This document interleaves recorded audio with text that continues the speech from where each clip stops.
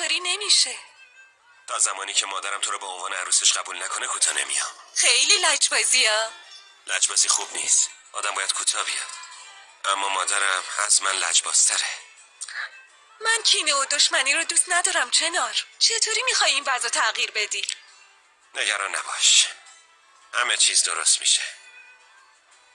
حالا بگو ببینم اول سوار کدوم بشیم؟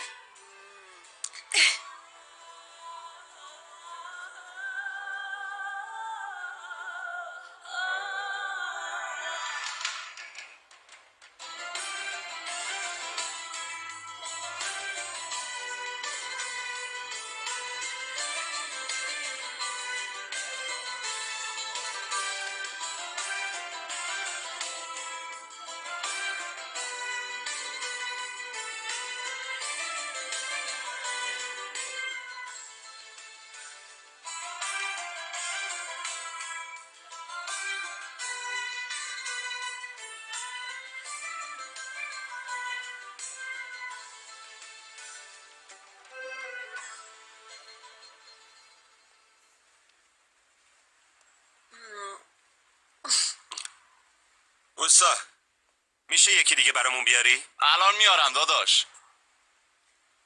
خیلی خوشمزه است. تو تا حالا ساندویچ خیابونی نخورده بودی؟ نه نخوردم ولی خوشمزه است.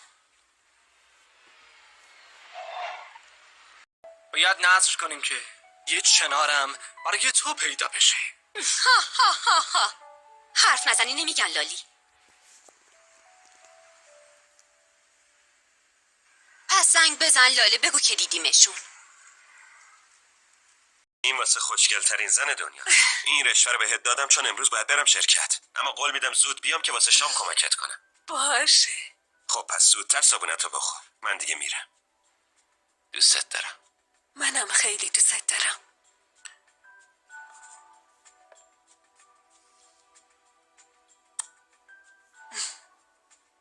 نوش جونت.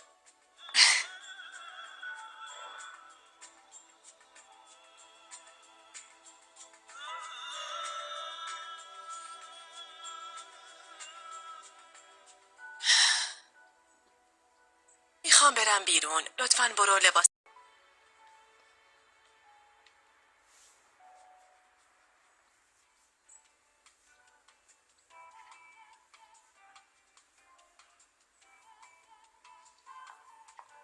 خوش اومدید. ممنون عزیزم. ممنونم.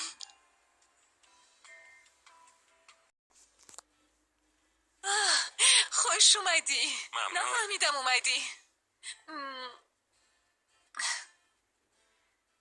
زود اومدی. گفته بودم که واسه شب یه چیزایی هم خریدم. راننده الان میارتشون. خب چی درست کردی؟ نمیدونم. فکر کنم از اسپاگتی خوششون بیاد. کیا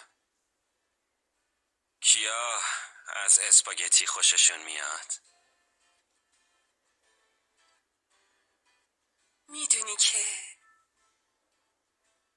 از همه برام مهمتری. میدونم.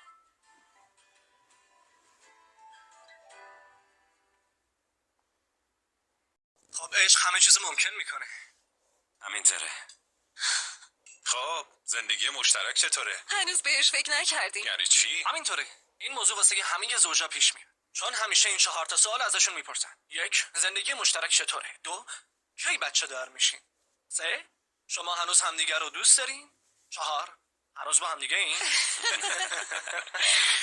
پس سوال دومو اول از ما بپرسین. خب پس من ازتون میپرسم کی بچه دار میشین؟ باز کن داداش هنوز که خیلی زوده. خب دیگه در مورد ما زیاد حرف زدیم. یشیم تو تعریف کن. دلم برا تنگ شده بود. این 2 تا یار جدا نشدنیه. ما تو میلان و نیویورک با هم دیگه درس خوندیم.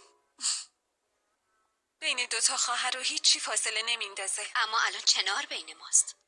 بینمون فاصله انداخته. چه فاصله ای؟ همه کنار هم خوشحالیم. پس به سلامتی خوشحالیمون. درسته؟ به سلامتیه. به سلامتی دور هم بودنمون.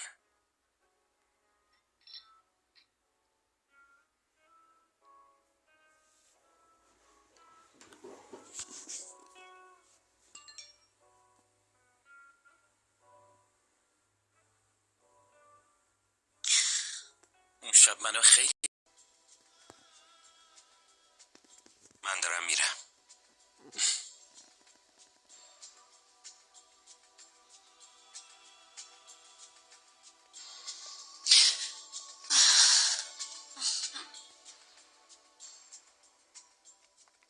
سلام قربان. برای این اضافه دو تا آدم فقط با هم ازدواج کردیم.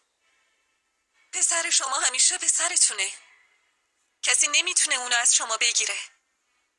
طوری ازم گرفتیش که دیگه بر نمیگرده. محاله. مگه ندیدی چطور خونه رو ول کرد و رفت؟ فقط ناراحت شد.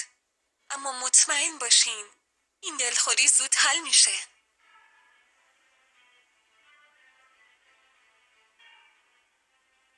من اومدم که چیزای مهمتری رو بهت بگم. اما میخوام ببینم بعد از شنیدن این حرفا بازم همسر پسر من میمونی یا نه.